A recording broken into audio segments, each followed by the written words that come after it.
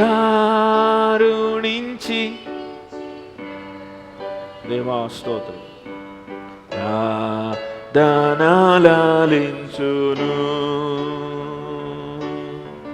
ప్రీతి గల మన యేసు.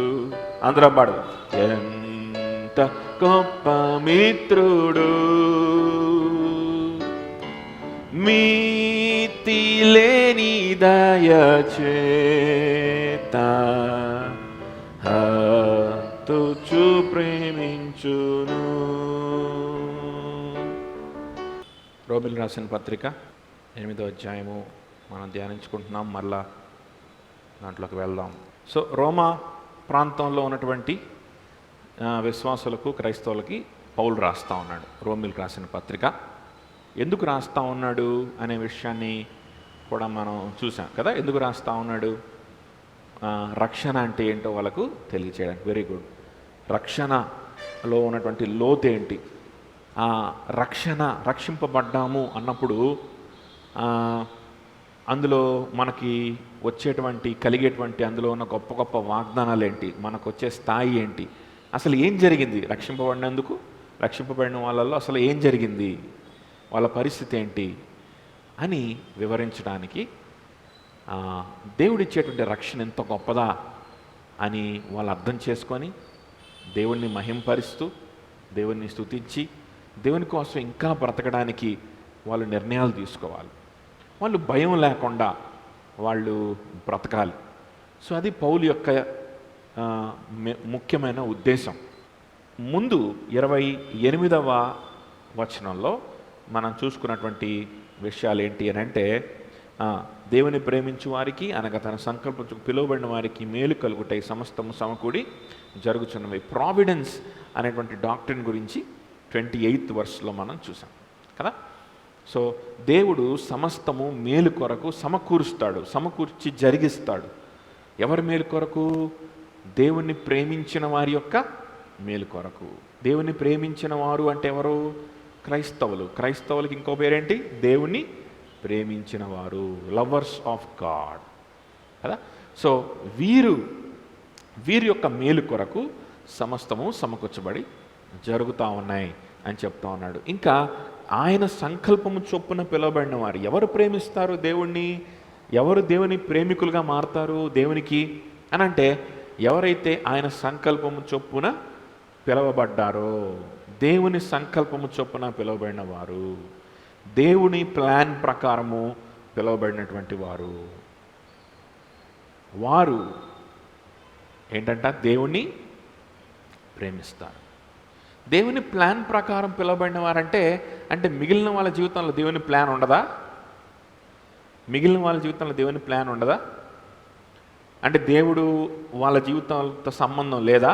వాళ్ళ జీవితాల్లో ఏం జరుగుతున్నాయో దేవునికి సంబంధం లేదు, దేవునికి తెలియదా? దేవునికి అన్నీ తెలుసు. దేవునికి ప్రతి ఒక్కరి జీవితాల గురించి తెలుసు. ప్రతి ఒక్కరి జీవితాల్లో ఏం జరగబోతున్నాయి అనేది కూడా దేవుని చేతిలో, దేవుని యొక్క జ్ఞానములో ఉన్నవే. దేవునికి తెలియకుండా జరిగేది ఏమీ కాదు అక్కడ. అయితే మరి దేవుని సంకల్పము చొప్పున పిలువబడిన వారు అంటే మిగిలిన వాళ్ళు కూడా దేవుని సంకల్పం చొప్పున ఉన్నవాళ్లే. అందరూ ఆయన సంకల్పం చొప్పునే పుట్టిన వాళ్ళే. ఆయన సంకల్పం చొప్పునే ఏది చేసినా సరే, ఎవరైనా సరే, ఏ జీవరాశి అయినా సరే. ఎందుకంటే ఆయనే సృష్టికర్త. సృష్టింపబడినవన్నీ ఆయన నిమిత్తము, ఆయన ద్వారా సృష్టింపబడ్డాయి. సమస్తమును ఆయన పరిపాలించుతున్నాడని మనం దేవుని వాక్యం మనకి చాలా స్పష్టంగా తెలియజేస్తుంది. అవునా? మరి వీళ్ళెవరు? ఆయన సంకల్పం చొప్పున పిలువబడినటువంటి వారు అనంటే ఆ డిస్టింక్షను అక్కడే మనకుంది. వీళ్ళెవరు అనంటే దేవుని ప్రేమించేవారు. అందరి పట్ల దేవుని సంకల్పం ఉంటుంది. అందరి జీవితాల పట్ల దేవుడే సార్వభౌమ అధికారం కలిగిన వాడు. అయితే ఈ పర్టిక్యులర్ గుంపు, ఒక గ్రూప్ ఉన్నారు, వీరి జీవితంలో ఆయన సార్వభౌమ అధికారం కలిగి ఉంటున్నాడు. తద్వారా ఎలా సార్వభౌమ అధికారం కలిగి ఉంటున్నారంటే దేవుడు వారు దేవుణ్ణి ప్రేమించేవారిగా మారే విధంగా so that they might become the lovers of God. దేవుని ప్రేమించే వారిగా వారు మారే విధంగా, మారేలాగా దేవుడు వారి జీవితం పట్ల అధికారం కలిగి ఉన్నాడు. God is sovereign over them to make them lovers of God. God is sovereign over everyone. అందరి పట్ల ఆయన సావరెన్ గాడే. కానీ వీరికున్న ప్రత్యేకత ఏంటయ్యా అనంటే ఏంటది? God is sovereign over them to make them lovers of God. అటువంటి వారికి సమస్తము మేలు కొరకు సమకూర్చబడి జరుగుతూ ఉంది. ఏంటి మేలు కొరకు? ఏ మేలు కొరకు అన్నప్పుడు దాని గురించి కూడా మనం చూసాము. అదేంటి అని అంటే వారి ఆత్మీయ మేలు కొరకు అనేది చూసాం కదా. వారి యొక్క పరిశుద్ధత కొరకు అనేది చూసాం. వారు క్రీస్తు స్వరూపంలో మారడం కొరకు అని చూసాం అని మనం మాట్లాడుకున్నాం. ఈరోజు ఈ నెక్స్ట్ వర్స్లో 29th వర్స్లో మనకి ఇంకా ఆ విషయం స్పష్టంగా అర్థమవుద్ది. ఏం మేలు, వాట్ గుడ్ అనేటువంటి విషయం ఇంకొంచెం స్పష్టంగా ఈ 29-30 వర్సెస్లో అర్థమవుతుంది. సో 29వ వచనంలో ఎందుకనగా తన కుమారుడు అనేక సహోదరుల జ్యేష్ఠుడగునట్లు, ఎందుకనగా అంటున్నాడు కదా. ఫార్, ఎందుకనగా. ఈ ఎందుకనగా అనేటువంటిది దేనికి లింక్ చేస్తున్నట్టు? ఆ ప్రీవియస్ వర్స్కే కదా. All things work together for good who are called according to his purpose. ఎందుకు అన్ని సమస్తము మంచి కొరకు సమకూర్చబడి జరుగుతున్నాయి? ఎందుకు దేవుడు అట్లా మంచి కొరకు సమకూర్చబడి జరిగిస్తాడు? ఎందుకు అన్ని విషయాలు దేవుణ్ణి ప్రేమించేవారు ఎవరైతే ఉన్నారో, లేకపోతే దేవుని చేత పిలవబడిన వారు ఎవరైతే ఉన్నారో వాళ్ళ యొక్క ఆత్మీయ మేలు కోసం, వాళ్ళ యొక్క పరిశుద్ధత కోసం ఎందుకు అన్నీ సమకూర్చి జరిగిస్తాడు? ఎందుకంటే reason number 1, those whom he foreknew he also predestined to be conformed to the image of his son. ఎందుకనగా తన కుమారుడి అనేక సహోదరులు జ్యేష్ఠులైనట్లు దేవుడు ఎవరిని ముందుగా ఎరిగెనో వారు తన కుమారునితో సారూప్యము గల వారవుటకు వారిని ముందుగా నిర్ణయించెను. ఎవరినైతే దేవుడు ముందుగా ఎరిగెనో హీ ఆల్సో ప్రీడెస్టిన్డ్, ముందుగా ఎరిగెను అనేటువంటి మాట ఉంది. హూమ్ గాడ్ ఫోర్ న్యూ అనే మాట. ఈ ఫోర్ న్యూ అనేటువంటి మాట పాత నిబంధనలో కూడా అది చాలా చోట్ల ఉపయోగించబడినటువంటి మాట. కేవలము భవిష్య జ్ఞానము అనేటువంటి అర్థం మాత్రమే కాకుండా ఇంకా లోతైనటువంటి అర్థం ఉంది ఈ మాటకి. ఫోర్ నాలెడ్జ్ మీన్స్ మనం లిటరల్గా మామూలుగా జనరల్గా అర్థం చేసుకుంటే దాని అర్థం ఏమనుకుంటాం మనం? జరగబోయే వాటిని ముందుగానే తెలుసుకోవడం అనే అర్థం మన మైండ్లోకి వస్తుంది ఫోర్ నాలెడ్జ్ అన్నప్పుడు.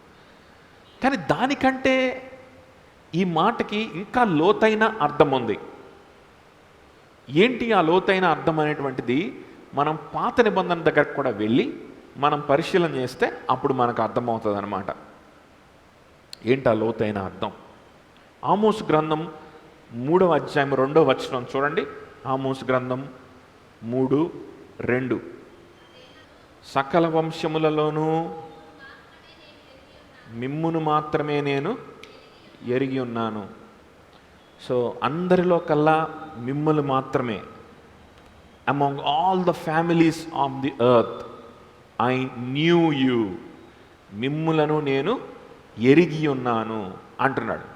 ఎరిగి ఉన్నాను అని అంటే మీ గురించి నాకు ముందు నుంచే తెలుసు, ముందుగానే తెలుసు, భవిష్య జ్ఞానం ఉంది అని కేవలము ఆ అర్థం కాదు అక్కడ వచ్చేది. నేను ఎరిగి ఉన్నాను కనుక మీరు పాపం చేస్తే నేనేం చేయలేను, సహించలేను అన్నట్టుగా మాట్లాడుతూ ఉన్నాడు. అంతేనా? కనుక మీరు పాపం చేస్తే నేను సహించలేను, మీరు చేసిన దోషక్రియలన్నింటిని బట్టి మిమ్మును శిక్షింతును, కేవలము మీరెవరో మీరేం చేయబోతున్నారో నాకు తెలుసు కాబట్టి అనేటువంటి అర్థము అక్కడ కాదు కదా. నేను ఎరిగి ఉన్నాను అని అంటే మీరేం చేయబోతున్నారో నాకు తెలుసు, మీరేం చేయబోతున్నారో నాకు తెలుసు కాబట్టి నేను మిమ్మల్ని సరి చేస్తాను. ఏమన్నా అర్థం ఉందా అందులో? అర్థం లేదు. అందులో అర్థం లేదు. అర్థం ఎప్పుడు వస్తుంది అని అంటే, మిమ్మల్ని నేను ఏర్పాటు చేసుకున్నాను, మీరు నా ఆజ్ఞలు పాటించాలని, నాకు మాత్రమే ప్రజలుగా ఉండాలని, నన్ను మాత్రమే పూజించేవారిగా మీరు ఉండాలని నేను మిమ్మల్ని ఏర్పాటు చేసుకున్నాను.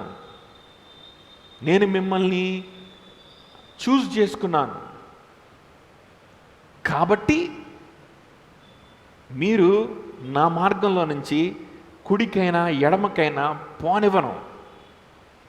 కాబట్టి మీరు నా ఆజ్ఞలు పాటించేలాగా నేను చేసుకుంటాను. మీరు నా మార్గంలో లేకపోతే నేను సహించలేను, మార్గంలో తెచ్చుకుంటాను ఏం చేసైనా సరే. ఇప్పుడు అర్థవంతంగా ఉంది కదా? ఇప్పుడు అర్థం వచ్చింది కదా? కాబట్టి ముందుగా ఎరుగుట అనేటువంటి భవిష్య జ్ఞానము కాదు దాని అర్థం. ముందుగా ఎరుగుట అనే పదానికి అర్థం, ఫోర్ నాలెడ్జ్ అనే పదానికి అర్థం మనల్ని ఏర్పాటు చేసుకున్నాడు అని అర్థం. మనల్ని నియమించుకున్నాడు, మనల్ని చూస్ చేసుకున్నాడు అని అర్థం. మనం విశ్వాసం కలిగే వారిలా ఉండాలని, మనము దేవుని కోసం బ్రతికేవారిగా మారాలని, మనం ఆయన కోసమే బ్రతుకంతా ఆయనకే సమర్పణ చెయ్యాలని దేవుడు మనల్ని చూస్ చేసుకున్నాడు. ఆయన కోసం బ్రతికి, ఆయన ఆజ్ఞల్ని పాటించి, ఆయన దృష్టిలో ఏదైతే పరిశుద్ధతో ఆ పరిశుద్ధతని మనం కలిగి ఉండి, తద్వారా లభించేటువంటి నిత్య జీవానికి మనము పాత్రులం అవ్వాలి అనేటువంటిది ఆయన యొక్క సంకల్పము. ఆ విధమైనటువంటి మార్గంలో ఉండడానికి కొంతమందిని ఆయన ఏం చేసుకుంటున్నాడు? చూస్ చేసుకుంటున్నాడు. He's choosing someone.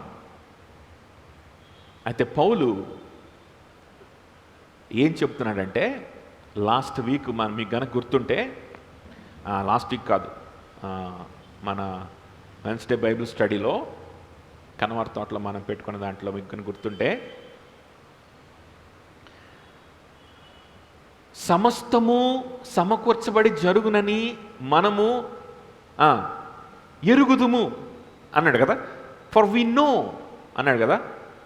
మాకు తెలుసు, మనకు తెలుసు, మీకు తెలుసు, మాకు తెలుసు అనే పదం అక్కడ ఉపయోగించాడు. దాని గురించి మనం మాట్లాడుకున్నాం కదా. అంటే దాని అర్థం ఏంటి? మీరు ఎరిగిన వారై ఉన్నారు కాబట్టి మీరు ప్రార్థించేటప్పుడు, లేకపోతే మీకు కొన్ని క్లిష్టమైన పరిస్థితులు వచ్చేటప్పుడు మీరు ఈ విషయాన్ని గుర్తుపెట్టుకోండి. మీకు శ్రమ వచ్చినప్పుడు ఈ విషయాన్ని గుర్తుపెట్టుకోండి. మీ జీవితంలో కొన్ని వ్యత్యాసమైనటువంటి విభిన్నమైనటువంటి విషయాలు జరుగుతూ ఉన్నప్పుడు మీరు ఈ విషయాన్ని గుర్తుపెట్టుకోండి. మీరు ఎరుగుదురు అనే విషయాన్ని మీరు గుర్తుపెట్టుకోండి. ఏమి ఎరుగుదురు? ఆయనను ప్రేమించు వారికి, అంటే ఆయన సంకల్పం చొప్పున పిలువబడిన వారికి మేలు కొరకు సమస్తము జరుగుతాయి, ఆత్మీయ మేలు కొరకు జరుగుతాయి అని మీరు ఎరుగుదురు. ఆ విషయం ఎరిగి, ఆ విషయం మీరు ఎప్పుడు ఎరగాల? ఖాళీగా ఇంట్లో కూర్చొని లేకపోతే రిలాక్స్ అయిపోయి అన్నీ మంచి కోసం సమకూర్చబడి జరుగుతాయిలే అని చెప్పి ఏది జరిగినా కూడా ఎలాంటి చీకు చింత లేకుండా, బాధ లేకుండా, ప్రార్థన లేకుండా కదా, విజ్ఞాపన లేకుండా, దేవుని మీద ఆధారపడేటువంటి మనసు లేకుండా, ఏం లేకుండా అన్నీ మంచి కోసం జరుగుతాయి, అన్నీ ఆత్మీయ మేలు కోసమేలే అని చెప్పి ఉండమంటున్నాడా? కాదు. ఎప్పుడు మీరు ఎరుగుదురు? ఏ కండిషన్లో ఉన్నవారికి ఈ మాటలో దాని ముందు వచనం? ఇప్పుడు మీరు ప్రార్థనలో కూర్చున్నప్పుడు మీకు భవిష్య జ్ఞానం లేదు కాబట్టి, రేపేం జరగబోతుందో మీకు తెలియదు కాబట్టి మీరు దేవుని సన్నిధిలో విజ్ఞాపనలు చేస్తూ ఉంటారు. దేవుని సన్నిధిలో మీరు ప్రార్థించి ఆయన మీద ఆధారపడి మీరు ఆయన సన్నిధిలో కూర్చుంటారు. ఆయన ఉపకారి అని ఎరిగి తన బిడ్డలు నిద్రించుండగా వారికి ఇచ్చుచున్నాడని మీరు ఎరిగిన వారై, తన బిడ్డలకి ఇవ్వాల్సిన అవసరం ఆయనకి లేదు, ఎవ్వరికి ఆయనకి ఇవ్వాల్సిన అవసరం ఆయనకి లేదు. ఆయన బిడ్డలుగా మనల్ని నిన్ను నన్ను ఎంచుకోవాల్సిన అవసరం కూడా ఆయనకి లేదు. లేనప్పటికీ ఆయన బిడ్డలుగా మనల్ని ఎంచుకుంటున్నాడు. ఆయన బిడ్డలు నిద్రించుచుండగా ఆయన ఇచ్చేవాడిగా ఉన్నాడు అని ఎరిగి మనము ఆయన మీద ఆధారపడడానికి ప్రార్థనలో కూర్చున్నప్పుడు పరిశుద్ధాత్మ మూలుగులతో కలిసి మనము ప్రార్థనలో ఏకీభవిస్తూ మనం ప్రార్థిస్తూ ఉన్నప్పుడు ఒక విషయం మన జ్ఞాపకం పెట్టుకోవచ్చు. ఏం విషయం జ్ఞాపకం పెట్టుకోవచ్చు? సమస్తము మన ఆత్మీయ మేలు కొరకు సమకూర్చి జరిగేటువంటి దేవుడు మనకు ఉన్నాడని మనము జ్ఞాపకము పెట్టుకోవచ్చు. Then we will know actually. ఆ విధంగా ప్రార్థనలో కూర్చొని దేవుని చూస్తూ, దేవుని పరిశుద్ధతను చూస్తూ, మన యొక్క పాప స్వభావాన్ని చూస్తూ, మన యొక్క పడిపోయిన స్వభావాన్ని చూస్తూ, మన యొక్క హెల్ప్లెస్నెస్ని చూస్తూ, ఈ హెల్ప్లెస్నెస్కి, ఈ పరిస్థితికి నేను అర్హుణ్ణే అని ఒప్పుకుంటూ, అర్థమవుతుందా? దేవునికి నాకు సహాయం చేయాల్సిన పని లేదు అని ఒప్పుకుంటూ,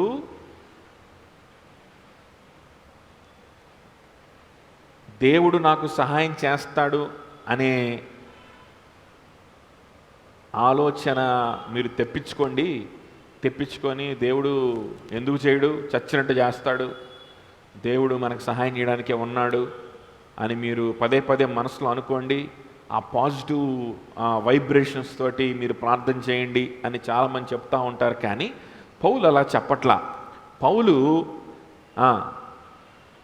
పౌలు పాజిటివ్ వైబ్రేషన్స్ గురించి మాట్లాడట్లేదు.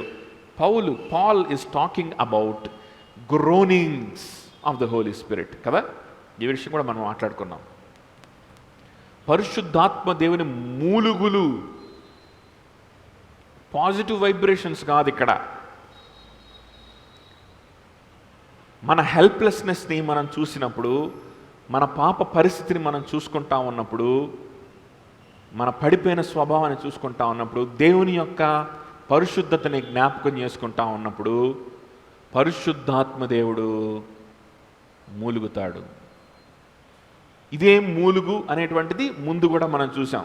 నేను మళ్ళీ వెనక్కి వెళ్తున్నా ఇంటెన్షనల్గా, ఎందుకంటే మొత్తం కంటిన్యూస్గా ఉండాలి, ఫ్లోలాగా ఉండాలి. ముక్కలు చేసి దీన్ని మనం ధ్యానించడానికి వీలు లేదు.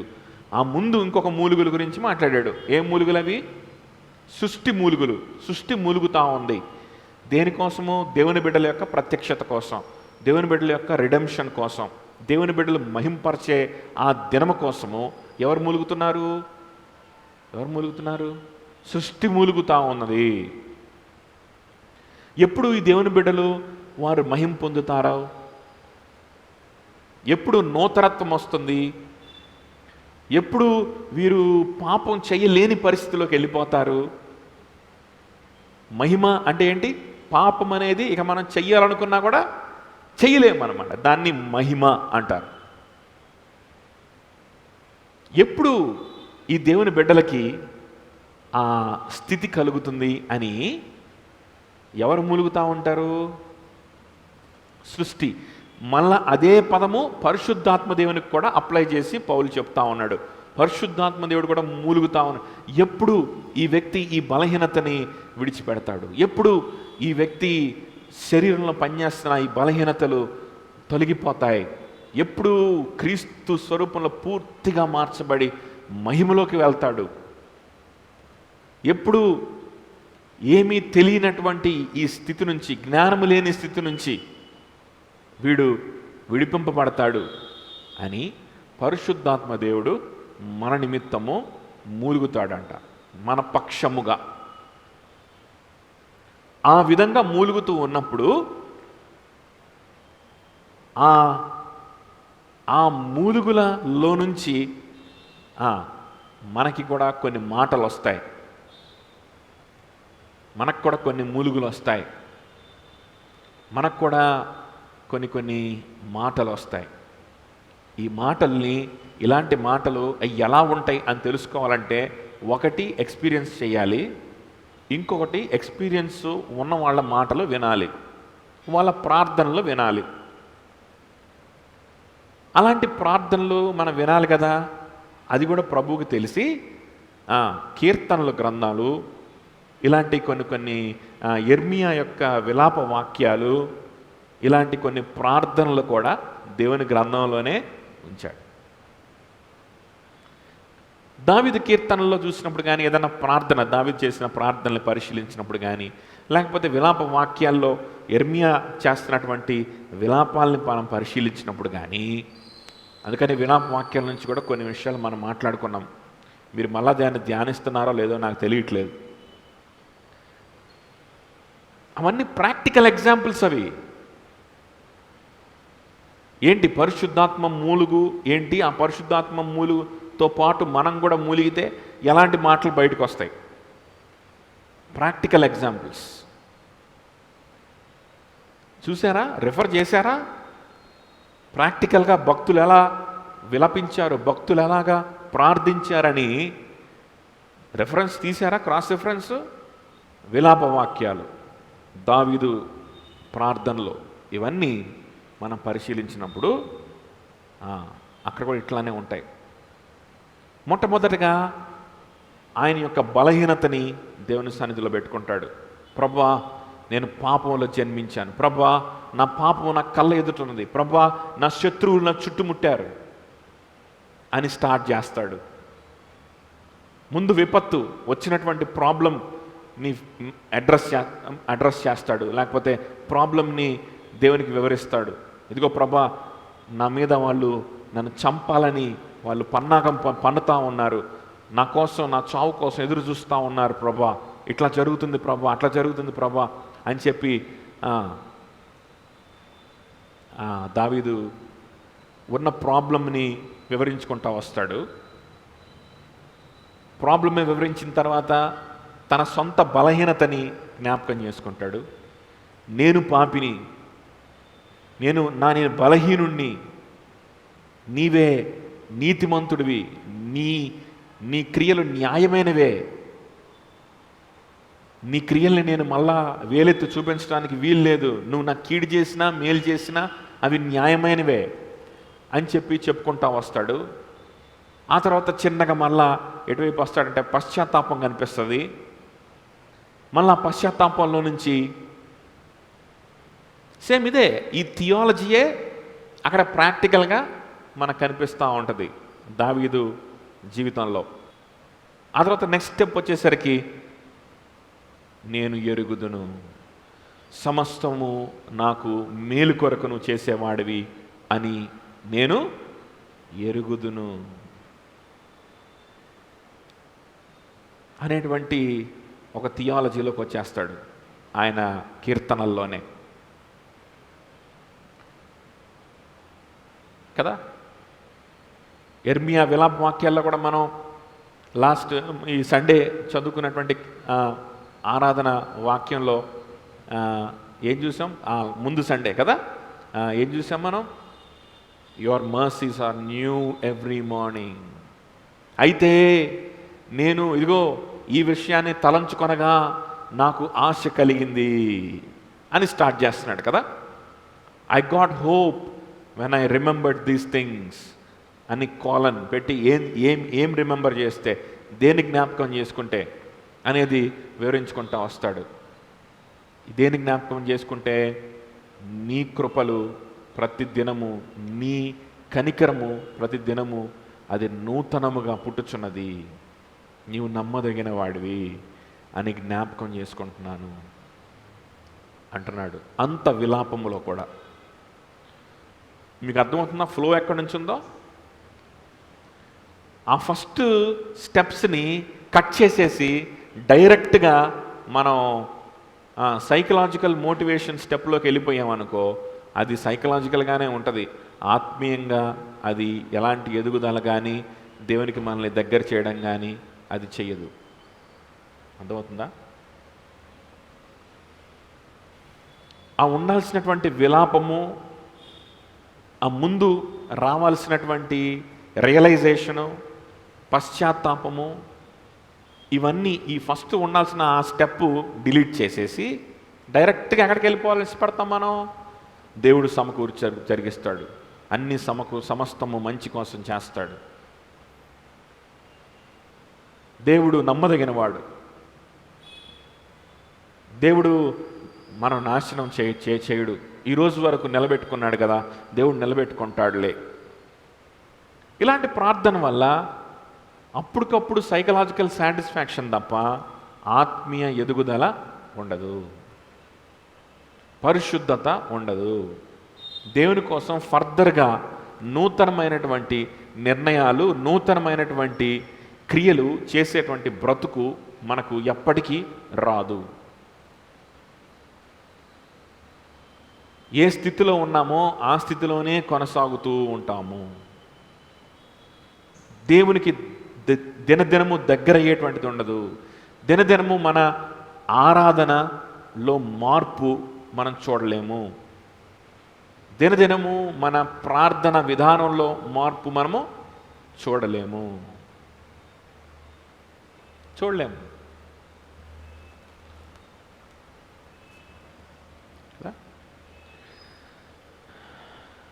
కాబట్టి ఆ ఫ్లోలో వచ్చిన వారికి, ఆ ప్రక్రియలో ఆల్రెడీగా ఉన్నవారికి they will know that all things work together. They will know automatically. అలా తెలిసిన వారికి మరలా ఎక్స్పాండ్ చేసి వివరణ చెప్తున్నాడు. ఎవరికి చెప్తున్నారు? ఎవరికైతే ప్రార్థన, పశ్చాత్తాపము, ప్రార్థన జీవితము, కన్నీళ్ళ అనుభవము, వీటి ద్వారా దేవుని సన్నిధిలో భయపడడం, దేవుని సన్నిధిలో పశ్చాత్తాపడడం, మనల్ని మనం తగ్గించుకోవడం, కన్నీటితో ప్రార్థించడం, పశ్చాత్తాపడడం, నిర్ణయాలు తీసుకోవడం, భయపడడం, ఇలాంటివన్నీ జరుగుతూ ఉంటాయో వాళ్ళకి అర్థమవుతుంది సమస్తము మేలు కొరకే జరుగుతుందనే విషయం. దానికి వీళ్ళకే మళ్ళీ ఇప్పుడు ఎక్స్పాండ్ చేసి చెప్తున్నాడు. ఒకవేళ ఈ బ్యాచ్లో కనుక, ఈ ఫ్లోలో కనుక మీలో ఎవరైనా లేకపోతే ముందు ఆ ఫ్లోలో పడడం మనకి ఇంపార్టెంట్. ఇప్పుడు నేను చెప్పబోయేటువంటి ఈ మాటల్ని బేస్ చేసుకొని సైకలాజికల్ సాటిస్ఫాక్షన్ పొందితే మీకు ఎలాంటి ఉపయోగం ఉండదు.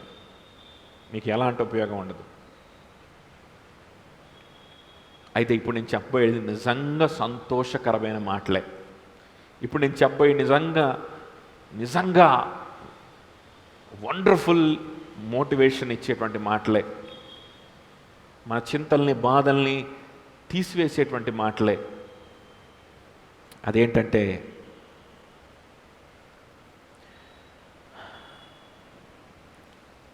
తన కుమారుడు అనేక సహోదరుల జ్యేష్ఠుడన్నట్లు దేవుడు ఎవరిని ముందుగా ఎరిగెనో వారు తన కుమారుతో సారూప్యం గలవారవుటకు వారిని ముందుగా నిర్ణయించాను.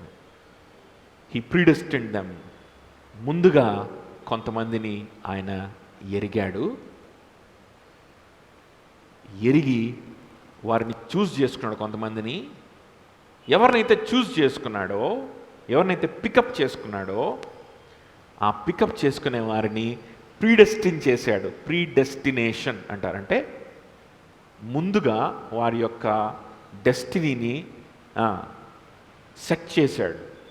ముందుగా వారి యొక్క అంతాన్ని, లేకపోతే ముందుగా వారి యొక్క జీవనాన్ని, వారి యొక్క భవిష్యత్తుని, వారి యొక్క బ్రతుకుని ఏం చేశాడు? ఫిక్స్ చేసేసాడు, నిర్ణయించాడు. ఇలా ఉండాలి, ఇలా ఉండాలి అని. ఎలా ఉండాలి అని? ఎలా ఉండాలని నిర్ణయించాడు? యేసు క్రీస్తు స్వరూపంలోకి వారు మారాలి. He predestined to be conformed to the image of his son. యేసు క్రీస్తు యొక్క స్వరూపంలోకి వారు మారాలి.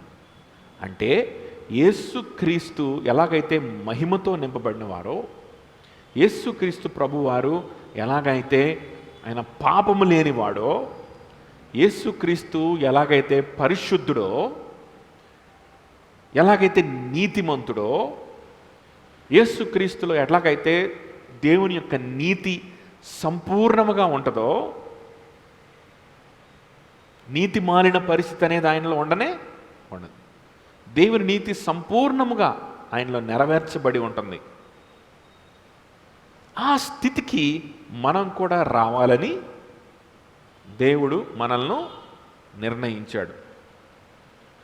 ఆ స్థితికి మనము వస్తాం కాబట్టే మనం ఆయనతో పాటు దేవుని రాజ్యానికి వెళ్ళడానికి అర్హులమవుతాం, లేకపోతే అర్హులం అవ్వం. మన మీద చూసినప్పుడు, మన వైపు చూసినప్పుడు దేవునికి ఏం కనిపించాలంటే తన కుమారుని యొక్క స్వరూపం కనిపించాలి. తన కుమారుని స్వరూపం కనిపించకపోతే మనము శిక్షకు అర్హులమే. యేసు క్రీస్తు స్వరూపము కనిపించకపోతే మనం శిక్షకు అర్హులమే. అర్థమవుతుందా? సో ఆయన కుమారుని యొక్క స్వరూపములోకి మనము రావాలనేటువంటిది ఆయన యొక్క దేవుని యొక్క ఇష్టం. ఎందుకు ఆయన కుమారుని స్వరూపంలోకి మనం రావాలి? ఎందుకు మనం ఆ విధంగా పరిశుద్ధపరచబడాలి? ఎందుకు మనం ఆ విధంగా నీతి మనలో నెరవేరాలి అని దేవుడు ఇష్టపడుతున్నాడు? ఎందుకు దేవుడు అలా ఇష్టపడుతున్నాడు అంటే దానికి ఒక రీజన్ ఉంది. మళ్ళా in order that he might be the first Born among many brothers. ఎందుకు అలా ఇష్టపడుతున్నాడంటే యేసుక్రీస్తు అనేకమైన సహోదరుల్లో జ్యేష్ఠుడిగా కనిపించాలి. యేసుక్రీస్తు సిలువలో దేని నిమిత్తమైతే మరణించాడో ఆ మరణానికి అర్థం లేకుండా పోకూడదు. యేసుక్రీస్తు దేనికోసమైతే మరణించాడో, ఎవరి కోసమైతే మరణించాడో వారందరూ కూడా దేవుని క్రీస్తు స్వరూపంలోకి మార్చబడాలి. ఎవరినైతే యేసుక్రీస్తు రక్షించుకోవాలని ఇష్టపడ్డాడో వారందరూ కూడా యేసుక్రీస్తుకు తమ్ముళ్ళుగా మారిపోవాలి. ఆయనే పెద్ద అన్నగా ఉండాలి, పెద్ద సహోదరుడిగా, జ్యేష్ఠుడిగా ఉండాలి.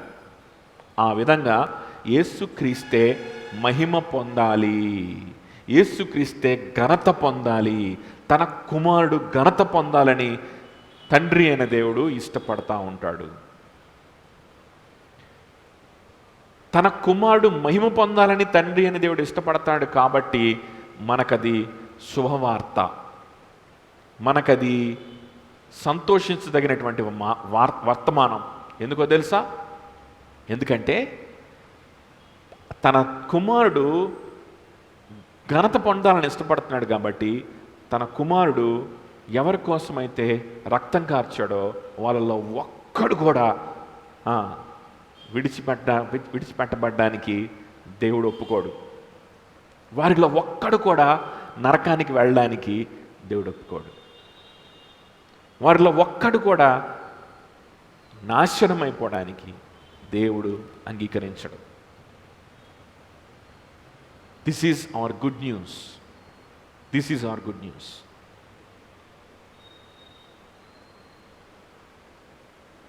చూడండి, ఎఫెసీయులకు రాసిన పత్రిక 1:5. ఎఫెసీ 1:5. తన చిత్త ప్రకారమైన దయా సంకల్పము చొప్పున యేసుక్రీస్తు ద్వారా తన కుమారులుగా స్వీకరించుటకై నిర్ణయించుకొని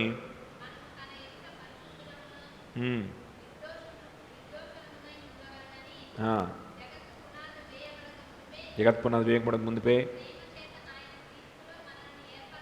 ప్రేమ చేత మనలను ఆయన క్రీస్తులో ఏర్పరచుకున్నాడు. క్రీస్తులో, జగత్తు పునాది వేయక మునిపే క్రీస్తులో మనలను ఏర్పరచుకున్నాడు. ఈ క్రీస్తులో ఏర్పరచుకున్న వారందరూ ఈ క్రీస్తుని ఎలా ఐడెంటిఫై చేసుకుంటారు, ఈ క్రీస్తుని ఎలా గుర్తిస్తారు? క్రీస్తులో జగత్తు పునాది వేయక మునిపే మనల్ని క్రీస్తుకి అటాచ్ చేసేసాడు. మనల్ని క్రీస్తు స్వరూపంలో నువ్వు మారాలి, నువ్వు క్రీస్తుకి అటాచ్ అయిపో అని చెప్పి మనల్ని క్రీస్తుకి ఏం చేశాడు? అతికిచ్చేశాడు. నువ్వు క్రీస్తు నీ జ్యేష్ఠ కుమారుడు, నీ జ్యేష్ఠ సహోదరుడు, నువ్వు నీ అన్న, నువ్వు వాడికి తమ్ముడుగా ఉండాలి, నువ్వు ఆయనకు చెల్లిగా ఉండాలి, నువ్వు ఆయనకి తమ్ముడుగా ఉండాలి, ఆయన నీ జ్యేష్ఠుడు అని చెప్పి మనల్ని క్రీస్తుకు ఏం చేశాడు? జగత్తు పునాది వేయ మునిపే ఏం చేశాడంట? క్రీస్తులో ఎన్నుకోబడినటువంటి, క్రీస్తుతో కూడా ఎన్నుకోబడబడినటువంటి మనము how will we know that we are attached to Christ? ఎప్పుడు అనంటే మనము సిలువని గురించిన సువార్తని విన్నప్పుడు. సిలువ ఇక్కడ ముఖ్యం. ఎందుకనంటే సిలువలో యేసుక్రీస్తు వధింపబడ్డాడు, చంపబడ్డాడు. ఈ యేసుక్రీస్తు చంపబడిన ఈవెంట్ కూడా ఎప్పుడుకి సంబంధించిన ఈవెంటో తెలుసా? ఇది ఏ కాలానికి సంబంధించిన ఈవెంటో తెలుసా? ఇది ఎప్పుడు సంబంధించిన ఈవెంటో తెలుసా? జగత్తు పునాది వేయబడక మునుపు జరిగిన సంఘటనే. ఈ విషయం మనం ప్రకటన గ్రంథంలోనే అర్థమవుద్ది. భూమి పునాది వేయబడక మునుపు, లేకపోతే the ల్యామ్ who was slain since the foundation of the creation కదా, సృష్టి మొదలు నుంచి కూడా వధింపబడుతున్నట్లుగా ఉన్న గొర్రెపిల్ల. So that is an eternal thing. అది కూడా జగత్తు పునాది వేయబడక ముందు నుంచి జరుగుతున్నటువంటి సంగతి. మనము క్రీస్తులో మన ఎన్నిక కూడా, మనం క్రీస్తుకి అటాచ్ చేయబడ్డం కూడా ఎప్పటి నుంచి జరగబడుతున్న సంగతి? ఇది జగత్తు పునాది వేయబడక ముందు జరుగుతున్న సంగతి. ఈ రెండు సంగతులు ఎప్పుడు మీట్ అవుతాయి అనంటే, ఎవరైతే ఆ విధంగా ఎన్నుకోబడిన వ్యక్తి ఉన్నాడో ఆ వ్యక్తి యాక్చువల్గా ఆ శిలువ కార్యము టైంలో జరిగింది. 2020 సంవత్సరాల క్రితం గోల్గొతా కొండ మీద జరిగినటువంటి ఆ సంఘటన. క్రీస్తు శిలువ వేయబడ్డాడు, లోక పాపములు మోసుకొని పోయేటువంటి గొర్రెపిల్ల వధింపబడింది. ఆ సంఘటన చూచినటువంటి వాడు అప్పుడు అర్థం చేసుకుంటాడు, నేను జగత్తు పునాది వేయబడక ముందే క్రీస్తులో ఎన్నుకోబడ్డాను, క్రీస్తుకి అటాచ్ చేయబడ్డాను అని అప్పుడు అర్థమైపోతుంది. యేసుక్రీస్తు సిలువని చూసినప్పుడు అర్థమవుతుంది నీ ప్రీడెస్టినేషన్ సంగతి, నీ ఎలక్షన్ సంగతి. లేకపోతే అర్థం కాదు.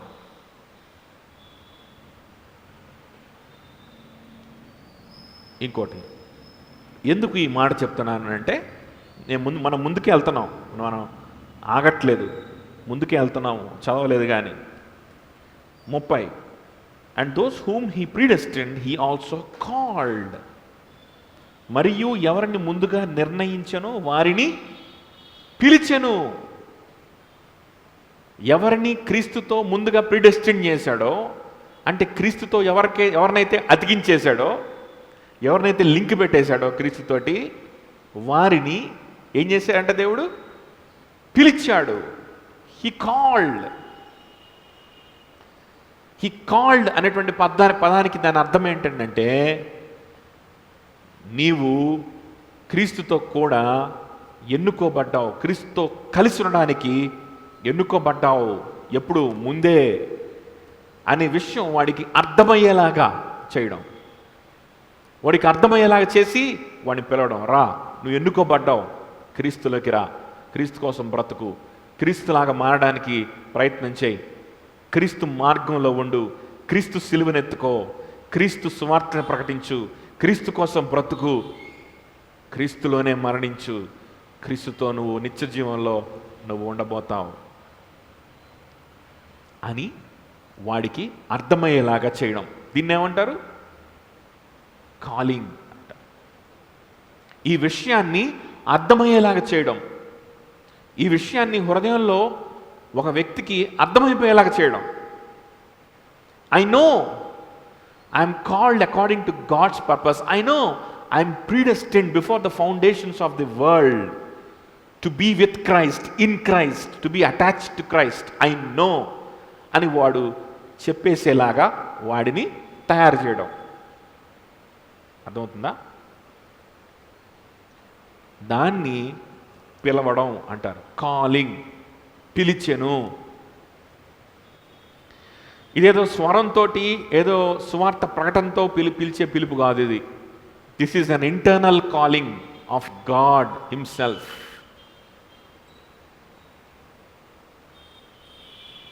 చాలామందికి మనం ప్రకటిస్తాం, చాలామందికి దేవుడు ఆయన మానవ రూపంలో వచ్చాడు, ఆయన నీ పాపాల నిమిత్తం శిలువలో మరణించాడు, ఆయన పేరు యేసుక్రీస్తు, ఆయన నిజమైన దేవుడు, ఆయనకి జీవితాన్ని ఇవ్వండి, ఆయన కోసం బ్రతకండి అని చెప్పి మనం వివరిస్తాం. మనం సువార్త ప్రకటిస్తాం. సువార్థికులు అనేక మంది సువార్తని ప్రకటిస్తూ ఉండాలి, మనం ప్రకటిస్తాం. కానీ ఒక వ్యక్తికి నిజంగా ఆ ఆకర్షణ కలుగు చేసేది ఎవరు అనంటే దేవుడే. ఒక వ్యక్తికి ఎస్ ఐ నో అనేలాగా చేసేది ఎవరు? దేవుడే. I know. మనం ఒక వ్యక్తికి సువార్త చెప్పామనుకో, యేసుక్రీస్తు ఆయన దేవుడు, ఆయన దేవుని కుమారుడు, అయితే ఆయన దేవుడే, దేవుడు తత్వము కాబట్టి కుమారుడు స్థానంలో ఆయన ఉన్నాడు, ఈ లోకానికి వచ్చాడు, ఈ లోకంలో ఆయన మానవ రూపంలో ఉన్నాడు, సంపూర్ణంగా మానవుడు, సంపూర్ణంగా దేవుడు. తర్వాత ఆయనకి ఇవి క్యారెక్టరిస్టిక్స్ ఉన్నాయి, ఇలా బ్రతికాడు, ఇలా చేశాడు, ఇలా ప్రసంగం చేశాడు, తర్వాత ఇలా సిలువ వేశారు, మళ్ళీ 3 దినాల్లో తిరిగి లేచాడు. ఇవన్నీ చెప్పాం, మొత్తం బట్టి పట్టేశాడు. Do you know who Jesus is అనంటే yes I know who Jesus is. Who is Jesus? Jesus is son of God, and he is born in Bethlehem, and he died and he rose again అని చెప్తాడు. Do you know what you have to do? అంటే yes, I am a sinner, they told me, and నేను పాపినని చెప్పారు, కాబట్టి నేను యేసుప్రభు నా పాపాల కోసం ఆయన మరణించేసాడంట, కాబట్టి ఆయన మరణించేశాడు, కాబట్టి ఇక నేను చేసేది ఏమీ లేదంట, ఆయన నమ్మడమేనంట. నమ్మాను. నమ్మిన తర్వాత ఏం చేయాలి? చక్కగా ఇంకా ఆయనని ఒక ఫ్రెండ్ లాగా మనకేం కావాలంటే అయ్యి ఆయన అడగాలంట, మనకు పట్టుదలతోటి ఏం అడిగితే అది ఇస్తూ ఉంటాడంట. అయిపోయింది. అవునా? నీకు ఇప్పుడు నా శ్రమ వచ్చిందా? శ్రమలో వచ్చినాయి.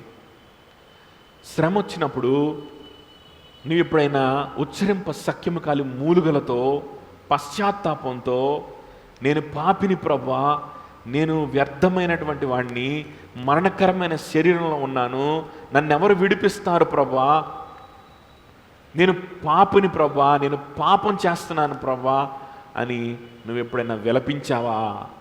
ఆ విలపించినప్పుడు, అలా విలపిస్తూ ఉన్నప్పుడు పరిశుద్ధాత్మ విలాపాలివి, పరిశుద్ధాత్మ దేవుని యొక్క మూలుగులివి అని నీకు ఎప్పుడైనా అర్థమైందా? ఆ విధంగా అర్థమైన తర్వాత, ఓ నేను ఈ విధంగా మూలుగుతున్నానంటే, ఈ విధంగా విలపిస్తున్నాను అని అంటే, ఈ విధంగా దేవుని మీద ఆధారపడుతున్నాను అని అంటే నేను దేవుని ప్రేమిస్తున్నాను అని అర్థమైందా? ఓకే, నేను దేవుని ప్రేమిస్తున్నాను అని అంటే దేవుడు నన్ను ఆయన సంకల్పం చొప్పున పిలుచుకున్నాడు అని అర్థమైందా? ఆయన సంకల్పం చొప్పున పిలుచుకున్న నాకు నా ఆత్మీయ మేలు కోసమే ఈ విలాపము, నా ఆత్మీయ మేలు కోసమే ఈ కన్నీరు, నా ఆత్మీయ మేలు కోసమే ఈ స్ట్రెస్, ఈ విజ్ఞాపన, ఈ ప్రయాస, ఈ దుఃఖము అని నీవు ఎరుగుదువా? I don't know. Do you know Jesus Christ? Yes, I know Jesus Christ. Do you know Bethlehem? Yes, I know Bethlehem. Do you know miracles? Jesus healed a blind man. Yes, I know God, Jesus does miracles. యేసు ప్రభు తెలుసా? తెలుసు. Bethlehem తెలుసా? తెలుసు. జ్ఞానులు తెలుసా? తెలుసు. యేసు ప్రభు అద్భుతాలు చేశాడు కదా. కుష్ఠరోగుల్ని ఆయన స్వస్థపరిచాడు, కళ్ళేని వారికి కళ్ళు ఇచ్చాడు, కుంటి వారికి కాళ్ళు ఇచ్చాడు. తెలుసా? తెలుసు. యేసు ప్రభు నీకు మంచి చేస్తాడు, నువ్వు ప్రార్థన చేస్తే నీకు స్వస్థత ఇస్తాడు, నీకు ప్రార్థన చేస్తే నీకు ఉద్యోగం ఇస్తాడు, డబ్బులు ఇస్తాడు. తెలుసా? తెలుసు. యేసు ప్రభు దేవుడు, ఆయన 3 దినాన్ని తిరిగి లేచాడు, ఆయన పరలోక రాజ్యంలో ఉన్నాడు. తెలుసా? తెలుసు. ఆయన సృష్టికర్త. తెలుసా? తెలుసు. ఆయన ప్రేమించేవాడంట. తెలుసా? ఓ, ఆయన ప్రేమ గురించి నాకెందుకు తెలియదు? ఫుల్గా తెలుసు. అసలు ఆయన ప్రేమ గురించి నాకు తెలియపోవడం ఏంటి? బాగా తెలుసు. ఆయన కృపామయుడు, ఆ విషయం తెలుసా? అబ్బో, కృప, అసలు కృపే కృప, నా జీవితం అంతా కృపే. కానీ నీకు కలిగిన శ్రమ నీ ఆత్మీయ మేలు కోసం దేవుడు సమకూరుస్తాడు. ఆ విషయం తెలుసా? ఎరుగుదువా? ఎరగను.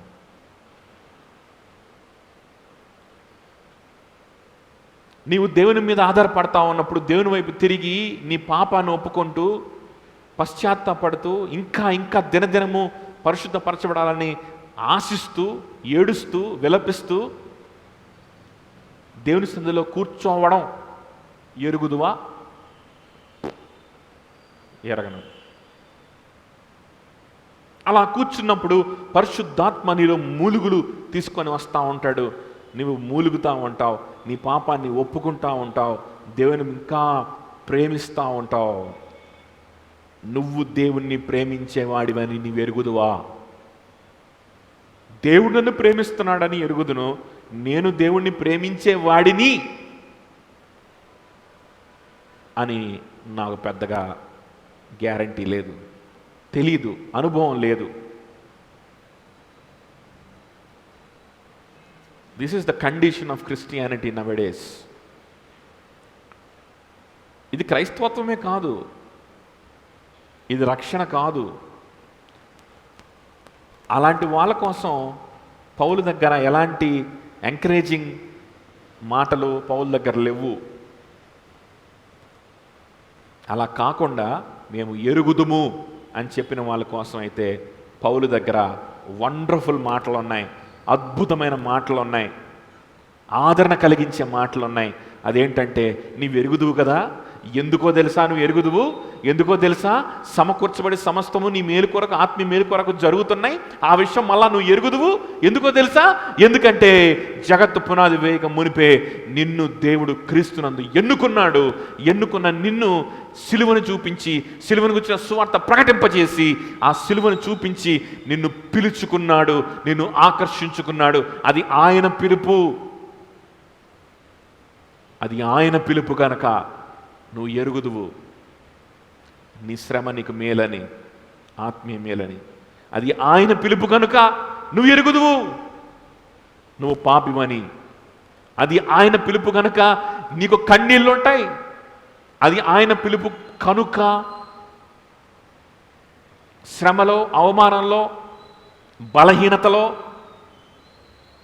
కూర్చొని ఏడుస్తూ ఉన్నప్పుడు, అయ్యో ఈ మరణకరమైన శరీరం నుండి నన్ను విడిపించేవాడెవడు అని గుండెలు బాదుకుంటా ఉన్నప్పుడు, అది నీకు నామూషిగా ఉండదు అటువంటి ప్రార్థన చేయడం. అది నీకు ప్రివిలేజ్గా ఉంటుంది. అది నీకు అవకాశముగా నువ్వు భావిస్తావు. అది నువ్వు అదృష్టంగా భావిస్తావు. అది భాగ్యముగా భావిస్తావు. అలా ప్రార్థన చేయడం. ఏంటి ప్రభువా, నేను ఇట్లా ఉన్నాను, ఈ బలహీనత ఏంటి ప్రభువా, ఈ పరిస్థితి ఏంటి ప్రభువా అని ప్రార్థించడం, విలపించడం, అది నామూషిగా ఉందా?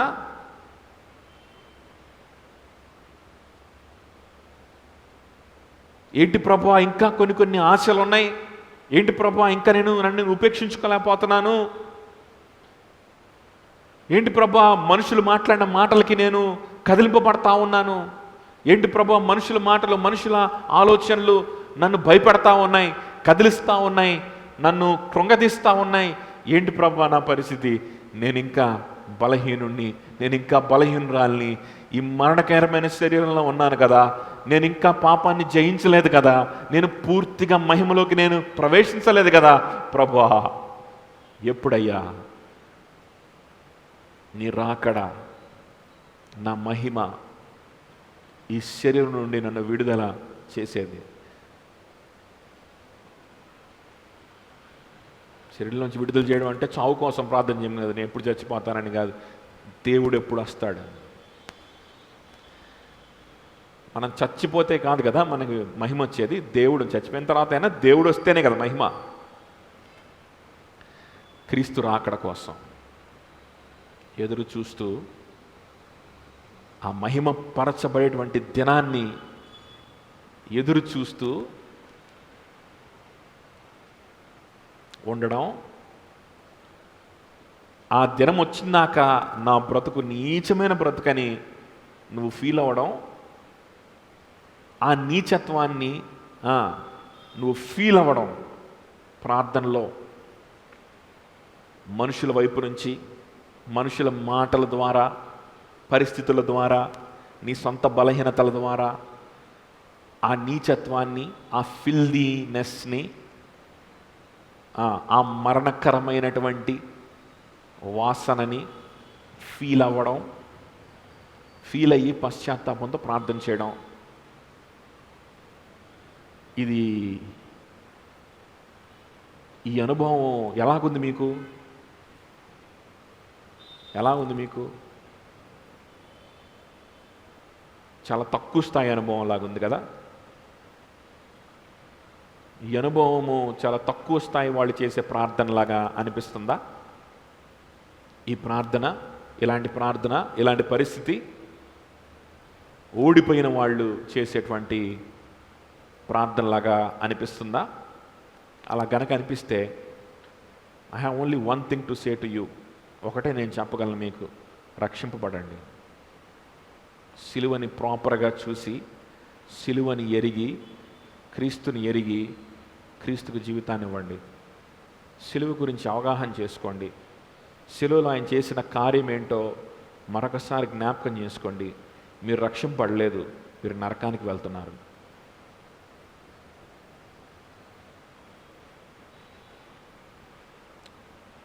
లేదు, అలాంటి అనుభవాలు మాకు బిట్టర్ మెమరీస్ కాదు, మాకు స్వీట్ మెమరీసే.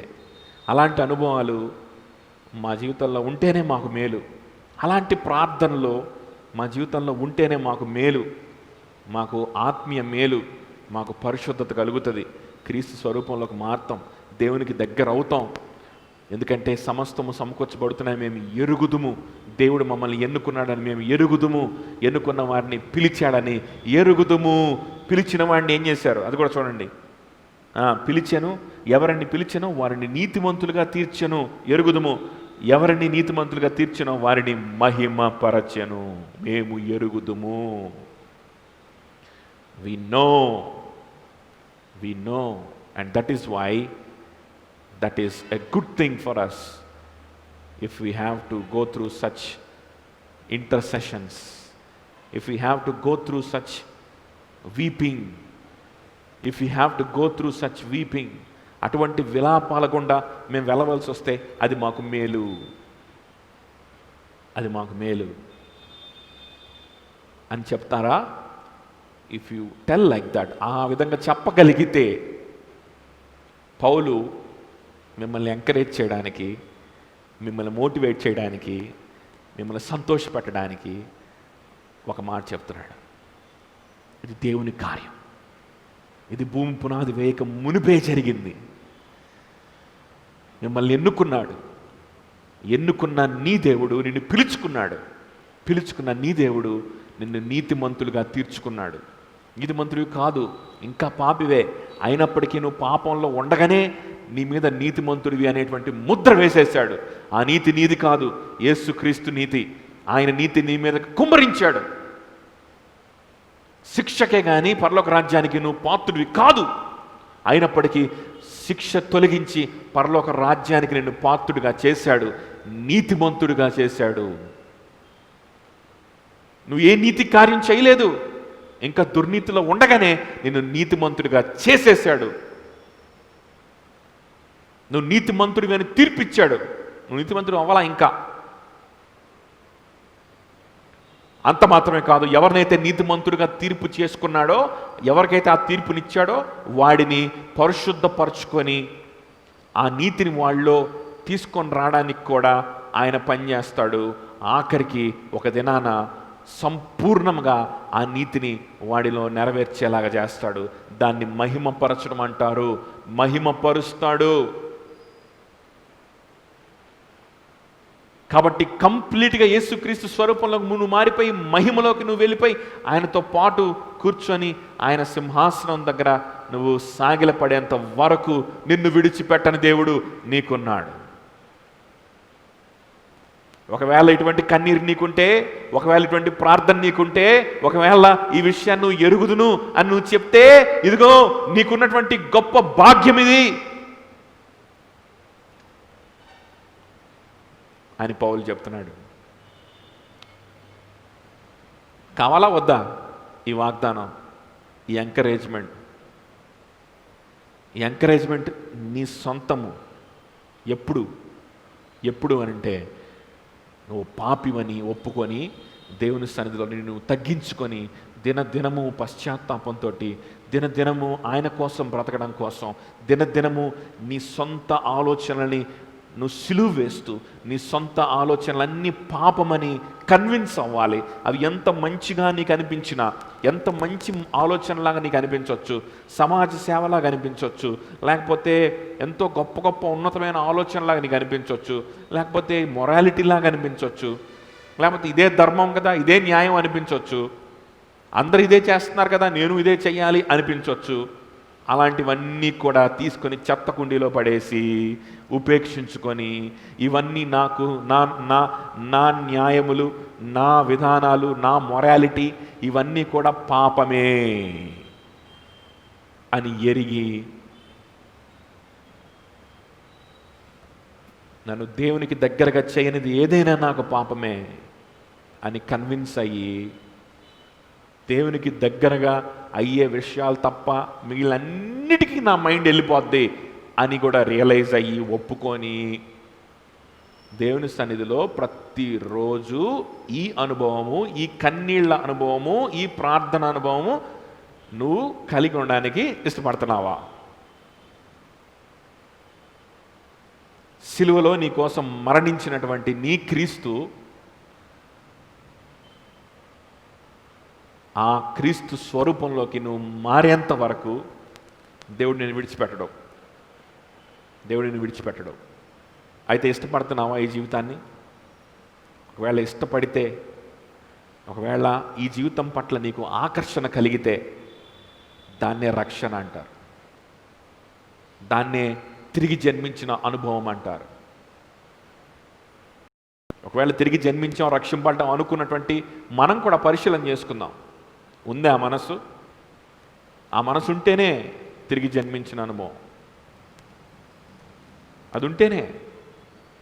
ఒకవేళ అది ఉంటే ఎంత గొప్ప భాగ్యమో తెలుసా? దేవుడు మనల్ని విడిచిపెట్టడంట. దేవుడు మనల్ని విడిచిపెట్టడంట. యేసుక్రీస్తు స్వరూపంలో మారేంత వరకు కూడా మనల్ని దేవుడు విడిచిపెట్టడు.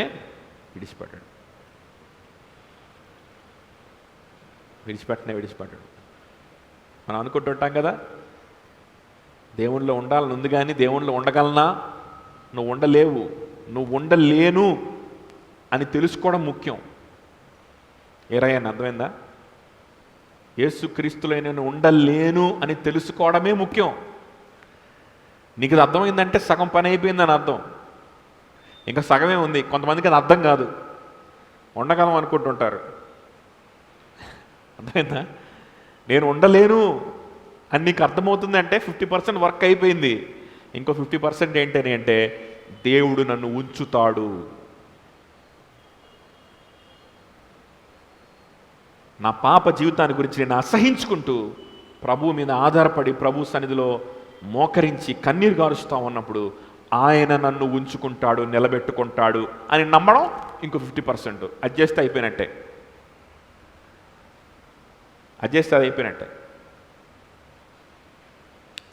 చేస్తావా? చేస్తే ఈ వాగ్దానం నీకోసమే. ఆ తర్వాత ఇంకో గొప్ప వాగ్దానాలు ఉన్నాయి. ఆ నెక్స్ట్ వర్స్ చదువు ఒకసారి, జస్ట్ ఊరికే చదువుకొని వదిలేద్దాం. వండర్ఫుల్ వాగ్దానం అనమాట నెక్స్ట్ వీకు. ఎట్లుండగా ఏమందుము? దేవుడు మన పక్షమునుండగా మనకు విరోధి ఎవడో. చదువు. తన సొంత కుమారుని అనుగ్రహించిన వాడు వెనుక తీయక మనకందరి కొరకు ఆయనను అప్పగించిన వాడు ఆయనతో పాటు సమస్తమును ఎందుకు ఇవ్వడో. ఏంటి ఈ సమస్తము? ఎలా ఇస్తాడు ఏంటి? దాని గురించి వివరణ నెక్స్ట్ వీక్ మనం మాట్లాడుకుందాం. దేవుడు గొప్పవాడు, దేవుడు మనల్ని ప్రేమించినవాడు, ఆయన మనల్ని సరి చేసుకుంటాడు, ఆయన కొనసాగించుకుంటాడు. ఆయన స్వరూపంలో మారేంత వరకు మన ఆత్మ నశించిపోకుండా, మన పాపంలో మనం నాశనమైపోకుండా, నరకానికి పోకుండా, శిక్షకు పాత్రమైపోకుండా, శిక్షలో పడిపోకుండా మనం నిలబెట్టుకునే బాధ్యత ఎవరిది? ఆయనది. అయితే ఈ లైఫ్ స్టైల్ని నువ్వు ఇష్టపడాలి. ఈ లైఫ్ స్టైల్ని నువ్వు ఇష్టపడాలి. కన్నీటితో కూడిన లైఫ్ స్టైల్ ఇది, దుఃఖముతో కూడిన లైఫ్ స్టైల్ ఇది, మూలుగులతో కూడిన లైఫ్ స్టైల్ ఇది. ఇది జాలీగా ఉండే లైఫ్ కాదు, మూలుగులతో ఉండే లైఫ్.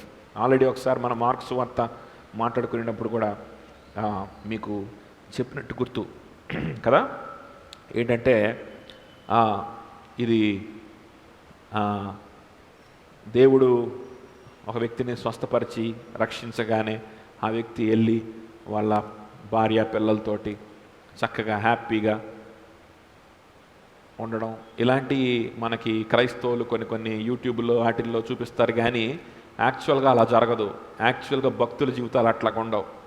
ప్రభువుని అంగీకరించిన వాడి లైఫ్ స్టైలు దుఃఖముతో కూడినది. ప్రభా నేను పాపిని, ప్రభా నాలో పాపం జరుగుతుంది, నాలో పాపం వస్తూ ఉంది, నేను సహించలేకపోతున్నాను, నేను అసహించుకుంటున్నాను, నాకు అసహ్యం వేస్తుంది, నేనేం చేయాలి ప్రభా? నన్ను పరిశుద్ధపరచు, నీకు ఇంకా నేను ఎలా దగ్గర అవ్వాలి, నీ గురించే మనస్కరించడం నాకు నేర్పించు, మనుషుల విషయాల్ని కాక దేవుని విషయాల్ని మనస్కరించేటువంటి బ్రతుకు నాకు ఇవ్వు అని విలపిస్తూ దేవుని సన్నిధిలో ప్రతి దినము తగ్గించుకుంటూ, ఉపేక్షించుకుంటూ, పశ్చాత్తాపడుతూ, విలపిస్తూ మనం ముందుకెళ్ళేటువంటి బ్రతుకు. అలాంటి బ్రతుకి నువ్వు రెడీ అయితే నిన్ను మహిమపరుచుకునే బాధ్యత ఎవరిది? దేవుని.